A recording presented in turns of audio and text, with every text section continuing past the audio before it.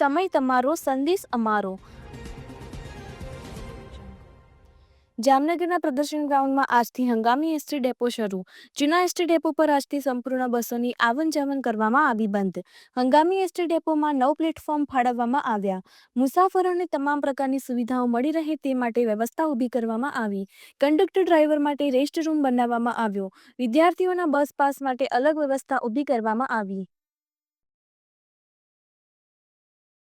બી Varmora, depot manager, Jamnagar. જી સાહેબ, આજથી હંગામી એસટી ડેપો શરૂ કરવામાં આવ્યું છે, શું કહેશો, કેવી વ્યવસ્થા અને શું કહેશો? આજ રોજ 17 તારીખથી હંગામી બસ સ્ટેન્ડ પ્રદર્શન ગ્રાઉન્ડ ખાતે કાર્યરત થઈ ગયું છે। જૂનું જે બસ સ્ટેન્ડ હતું ત્યાંથી આજથી ટોટલી બસ સંચાલન બંધ કરી દેવામાં આવેલ છે।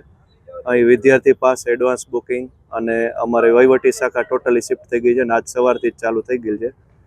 જેમ જેમ મુસાફરોને કે કોઈ સંચાલનને લગતા પ્રશ્ન ઉદ્ભવશે તે પ્રમાણે તાત્કાલિક નિરાકરણ થાય તે માટેની અમારી તૈયારી રહેશે।